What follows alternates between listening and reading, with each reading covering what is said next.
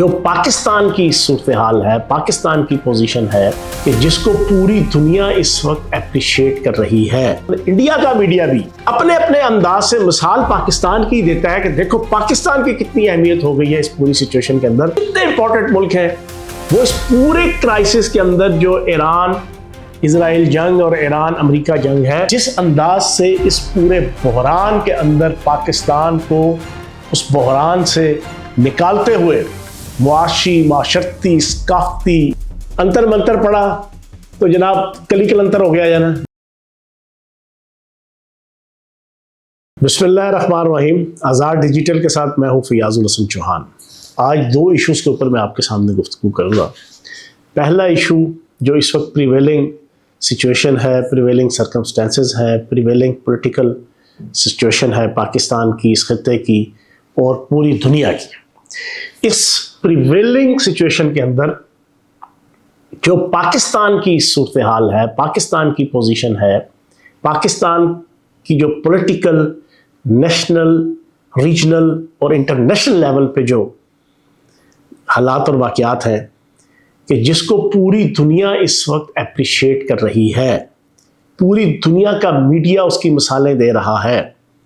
Europe اور امریکہ کا media ہو، مشرق وسطیٰ کا، ترکی کا، دنیا کے کسی بھی ملک کا میڈیا ہو، حتیٰ کہ ہمارا ازلی ابدی دشمن انڈیا کا میڈیا بھی، چاہے نیوٹرل ہے، چاہے پارشل ہے، چاہے امپارشل ہے، وہ بھی اپنے اپنے انداز سے مثال پاکستان کی دیتا ہے کہ دیکھو پاکستان کی کتنی اہمیت ہو گئی ہے اس پوری سچویشن کے اندر۔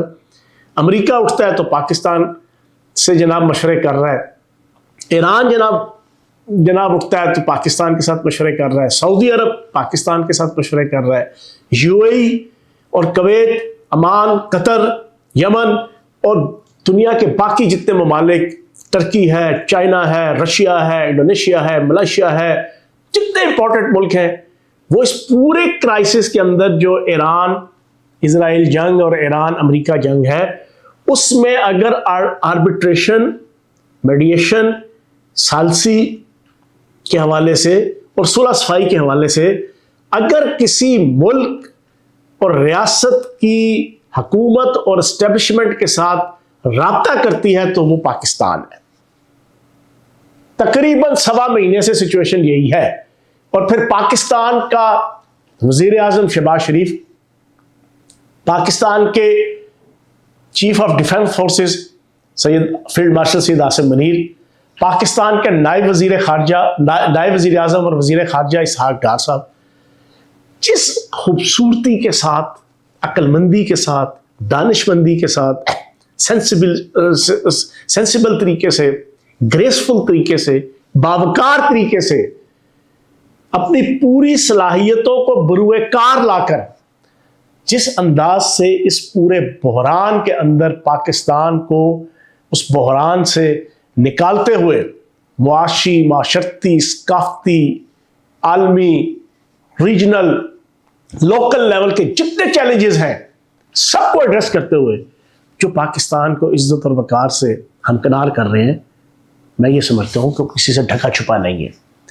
اچھا، اب یہ پاکستان اس پورے کرائسس کے اندر کیوں اتنا باوقار اور اتنا باعزت اور اتنا امپورٹنٹ ملک بن گیا؟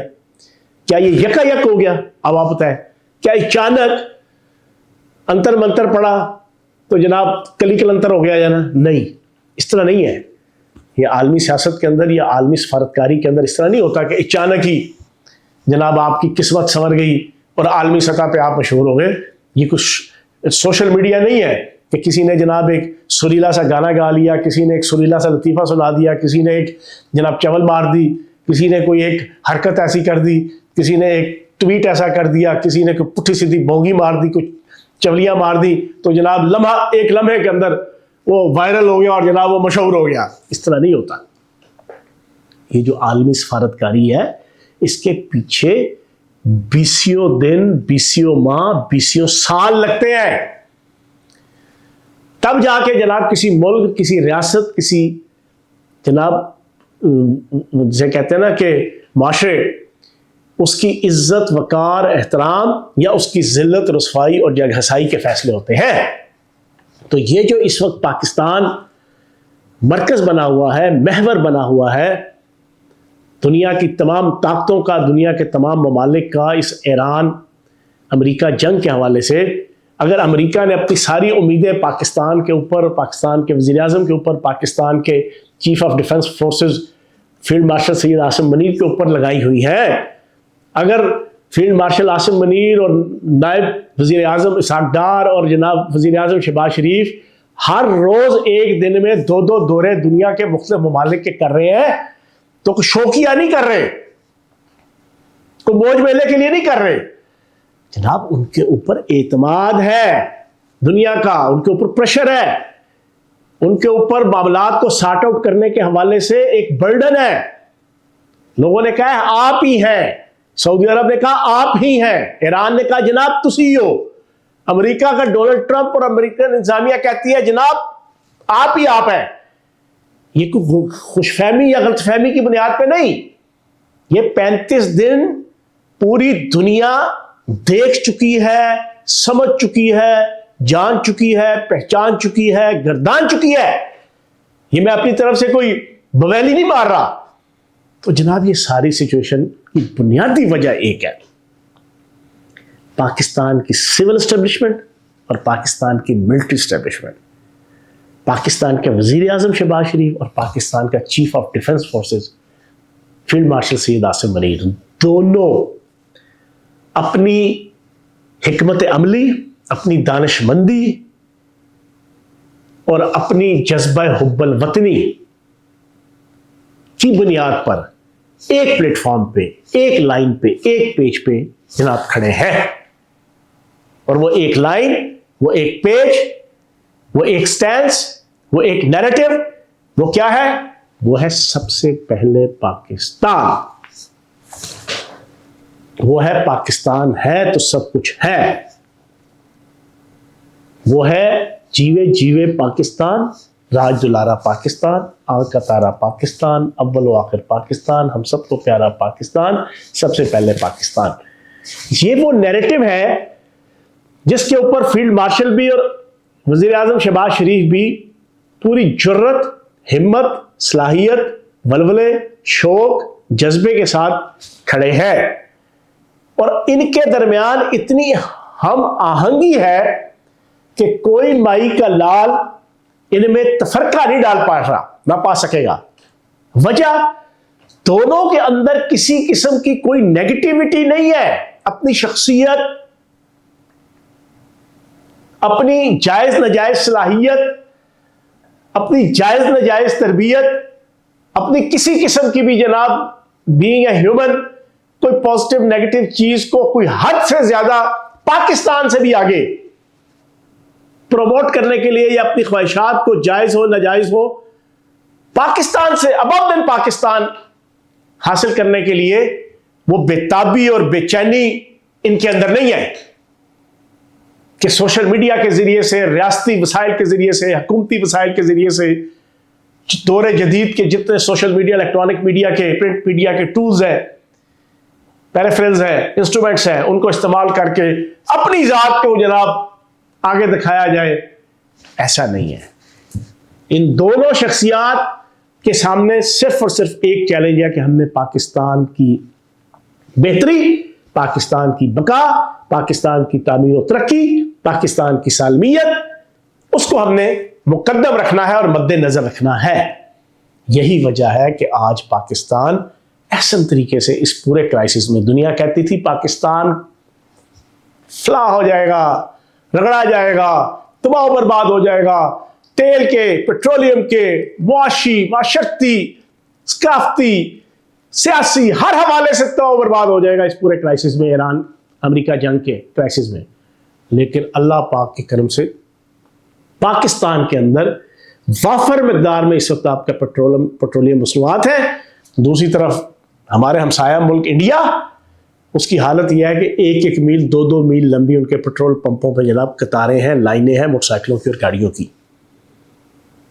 اب یہ فرق کیوں ہے کہ جناب اس پورے کرائسس میں معاشی پالیسیز، معاشرتی پالیسیز، سیاسی پالیسیز، ثقافتی پالیسیز بڑے ہی عقل اور دانش کے ساتھ پاکستان کو مقدم رکھتے ہوئے سول اور ملٹری اسٹیبلشمنٹ نے ایک پلیٹ فارم پہ کھڑے ہو کے جناب اختیار کی. اللہ پاک اس کا صلہ دے رہا ہے. اب آہستہ آہستہ پاکستان کی سفارتکاریوں اور پاکستان کی بھاگ دوڑ کی وجہ سے ابھی 3 وزرائے خارجہ آئے مصر، ترکی اور سعودی عرب کے، دنیا کے آدھے ممالک کی کنسلٹیشن کے ساتھ ادھر آئے، سپر پاور کی کنسلٹیشن کے ساتھ آئے، جنگ کے فریقین کی کنسلٹیشن کے ساتھ یہاں پر آئے. اب دوبارہ یہاں پر آنا جانا، اب چائنا میں اسحاق ڈار صاحب موجود ہے. تو اب یہ ساری جد و جہد اور سٹرگل اپنے اینڈ رزلٹ پہ انشاءاللہ آئے گی. یہ معاملہ سارٹ آؤٹ ہوگا، جنگ ختم ہوگی، اس کے بعد نئے رستے نکلیں گے پاکستان کی تعمیر و ترقی کے. یہ بھی سن لیں، ایران کی تباہی و بربادی ہوئی، پورا خلیجی ریاستیں تباہ و برباد ہوئی. یہ میری بات لکھ لیں، انشاءاللہ جاب سے لے کے نوکریوں سے لے کے پاکستان کے اندر سے جو ٹیکنیکل اور مہارت کے اوپر مبنی جو آپ کی لیبر ہے، ایگزیکٹوز ہیں، ان کی ڈیمانڈ اس خطے کے اندر اور دنیا کے اندر اتنی بڑھے گی کہ آپ کی سوچ سے باہر ہے. پاکستان کے اندر انشاءاللہ خوشحالی کی ایک لہر آئے گی، فراوانی ہوگی، اور پاکستان اپنے پاؤں پہ کھڑا ہوگا اس جنگ کے بعد بھی انشاءاللہ. اور یہ ایک پازیٹیو میں آپ کو چہرہ بتا رہا ہوں. جنگ کے خاتمے کے بعد ایران تو تباہ و برباد، اس نے دوبارہ سے اپنے آپ کو ریہیبلیٹیٹ کرنا ہے، ری انسٹیٹ کرنا ہے، اس نے اپنے آپ کو دوبارہ اپنے پاؤں پہ کھڑا کرنا. دنیا کی ہر قوم جو ہوتی ہے وہ اپنے پاؤں پہ کھڑی ہوتی ہے سوائے افغانستان کے. دنیا کی ہر قوم آپ کو نظر آئے گی، کیونکہ ان کو اپنی قوم کی، اپنے ملک کی 21ویں صدی کے تقاضوں کو، اس دور کے دور جدید، دور حاضر، عصر حاضر کی جتنی ریکوائرمنٹ ہوتی ہے، چاہے وہ جاپان ہو، جرمنی ہو، آپ نے دیکھ لیا لوگ اپنے پاؤں پہ کھڑے ہو جاتے ہیں.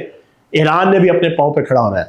پھر آپ کی قطر نے، یو اے ای نے، سعودی عرب نے، یمن نے، عمان نے، کویت نے، انہوں نے بھی اپنی نئی اسٹریٹجیز، پالیسیز بنانی ہے اپنے دفاع سے لے کے اپنے اکانومی کو اپنے پاؤں پہ کھڑا کرنے کے لیے. اس میں پاکستان تیسری دفعہ کہوں گا، پاکستان کی پھر اہمیت اجاگر ہو کر آئے گی، اور انشاءاللہ پاکستان کا مستقبل بہت اعلیٰ اور عرفہ اور روشن ہے انشاءاللہ. دوسرا، جاتے جاتے مجبوری کے تحت ایک ٹاپک ایسا ہے، اسحاق ڈار صاحب وزرائے خارجہ کی میٹنگز میں وہ جناب پھسل گئے. اب یہ عام سی بات ہے، گھروں کے اندر بھی آپ کی ٹائلیں ایسی لگی ہوتی ہیں جو ذرا تھوڑی سی پلین اور سوفسٹیکیٹڈ ہو، تو جناب انسان تیزی سے چلتے ہوئے، اور پھر کچھ جوتے ہوتے ہیں، جوتوں میں کچھ نیچے کی سول ایسا ہوتا ہے، لیدر سول ہو گیا، ربڑ کا سول ہو گیا، مختلف قسم کے آرٹیفیشل آج کل سول ہیں، کہ وہ اتنے سلپری ہوتے ہیں کہ ذرا سا پلین آپ کا فرش ہو تو جناب انسان تیزی سے اگر تھوڑا سا اینگل اس کا غلط آ جائے تو پھسل جاتا ہے. یہ عام سی بات ہے. اور خصوصاً پھر آپ کے جو وی آئی پی جو آپ کے پریمیسز ہوتے ہیں، وزیر اعظم house, president house, governor house, وزراء کے دفتر، مختلف اداروں کے دفتر، وہاں پہ بڑی اچھی ٹائلیں شائلیں وہ چیزیں لگی ہوتی ہیں. تو یہ ایک نیچرل سی بات ہے، آپ پھسلیں. اس کی کوریج دنیا کے کسی میڈیا نے نہیں کی. نیچرل سی بات ہے یار، نیچرل سی، کسی میڈیا نے نہیں کی. لیکن 3 میڈیاز ایسے تھے کہ جو بد نسل، بد فطرت اور ملک دشمن تھے. ایک انڈیا اور ایک افغانستان. 2 تو یہ آپ کے جناب ملک ہو گئے. تیسرا جو میڈیا تھا وہ دنیا کی سب سے غلیظ، بد نسل، بد فطرت کمیونٹی، نخدا کوکا کے قیدی نمبر 420 کے چاہنے والے. انہوں نے صبح، دوپہر، شام جناب وہ تصویر لگا لگا کے تبصرے کیے، جو گرے ہوتے ہیں وہ ہمیشہ گرے ہی ہوتے ہیں. میں نے اس کے اوپر ہم تو دلیل سے بات کرتے ہیں اور کاؤنٹر ٹیررزم کے ہم جناب قائل ہیں، ڈائریکٹ ٹیررزم کے قائل نہیں ہیں. کوئی آپ کے اوپر ٹیرر پھیلائے تو پھر آگے سے جواب دینا پڑتا ہے. تو کچھ مجبوری ہے، ساری زندگی جناب گراس روٹ لیول کی پالیٹکس کر کے یہاں تک پہنچے ہیں. جتنی ABCD ہے، علی بے پے ٹے سے ہے سیاست کی، اچھائی یا برائی کے اوپر مبنی، ساری بھگت کے آئے ہیں. تو اس وجہ سے پھر جواب بھی پھر ہم اپنے سٹائل میں دیتے ہیں. میں نے ایک ٹویٹ کیا، وہ بڑا وائرل ہوا.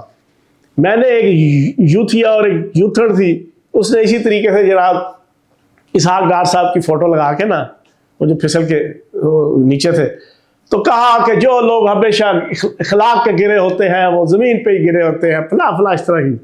میں نے نیچے نا 2 ویڈیوز لگائیں. ایک جناب قیدی نمبر 420 جناب جو اوپر سٹیج سے نیچے منہ کے بل گرے تھے 2013 کے الیکشن میں، ٹھیک ہے نا جی، وہ علیم خان صاحب نے جلسہ کیا تھا تو جناب منہ کے بل دھڑم کر کے نیچے آئے تھے. اور دوسرا وہ نورین بی بی تازہ تازہ جناب منہ کے بل نالے میں اور گٹر میں گری تھی. میں نے دونوں لگا کے مجبوراً، میں کوئی شوق سے نہیں، اپنا یہ مزاج نہیں ہے، اپنی طبیعت بھی نہیں ہے اور اپنی تربیت بھی نہیں ہے، لیکن کوئی صبح دوپہر شام کسی کی ملک، قوم، ریاست، مذہب، دین، اسلام اور پھر اپنے مخالفین ان کی عزت کو تار تار کرے نا تو پھر اس کو جواب دینا پڑتا ہے. میں نے وہ 2 تصویریں لگائیں اور میں نے کہا جناب آپ نے بالکل ٹھیک کہا ہے، گرا ہوا جناب گرا ہی ہوتا ہے لیکن پھسلا ہوا نہیں. منہ کے بل گٹر میں یا بلندی سے گرا ہوا، اس کے اوپر جو پھر انہوں نے اپنی اپنی اوقات، وہ پیڑ اور نان پیڑ جو کتورے رکھے ہوئے انہوں نے دکھائی. لیکن میں بتانا چاہ رہا ہوں پوری پاکستانی قوم کو، جس کو اس کلٹ کے ساتھ چلنے کا شوق ہے وہ پھر اپنے گریبان میں جھانک لے کہ وہ کون سے اخلاقیوں کہتے ہیں نا، a man is known by his company he keeps. انسان جس گروہ سے اس کا تعلق اٹھنا بیٹھتا ہے نا، اسی گروہ کے حوالے سے وہ جانا مانا پہچانا اور گردانا جاتا ہے. میں سینسیبل پاکستانیوں سے یہ گزارش کروں گا، اگر 4 سالوں میں ابھی تک آپ کو سمجھ نہیں آئی کہ یہ جو نقد کوکا کی تحریک ہے، یہ قیدی نمبر 420 ہے، اس کی اوقات کیا ہے، ہمیں تو سمجھ آ گئی 17 سال، اور پھر اسپیشلی 13 مہینے کی جو ان کی نقد کوکا کی تحریک تھی اپریل 2022 سے مئی 2023 تک، جو کچھ دیکھ جان بھگت جیل یہ وہ، ہم نے تو فوراً فیصلہ کیا نہیں بھائی جان، پاکستانی بننا ہے اور سیاسی کارکن رہنا ہے، دہشت گرد نہیں بننا، اور پھر اینٹی پاکستان نہیں، اور پھر دین اور مذہب کی دھجیاں نہیں اڑانی کسی ایک شخص کی محبت میں، کیونکہ ہمیں شخص کے ہم پابند نہیں ہیں، ہم اپنے دین، اپنے اسلام کے اور اپنے ملک اور اپنے پاکستان کے پابند ہیں. تو میری ان سے بھی آپ تمام پاکستانیوں سے گزارش ہے کہ 4 سال میں اگر اس جھوٹ، فراڈ، فریب، دھوکہ، گھٹیا پن، غلیظ پن، ضلالت، رذالت، دلالت کو اگر آپ نہیں جان سکے تو پھر آپ اپنے آپ کو بھی انہی میں ہی شمار کریں جو اسفل سافلین میں آتے ہیں. اپنے آپ کو اسفل سافلین سے نکالیں اور احسن تقویم پہ پیدا کیے ہوئے فرد کے طور پر جان کے سمجھ کے جو آپ کے سامنے چیزیں آ رہی ہیں اس کا انالیسس کر کے آپ فیصلہ کریں کہ آپ نے ان کے ساتھ کھڑے ہونا ہے یا آپ نے ان سے پرے ہونا ہے. Thank you very much.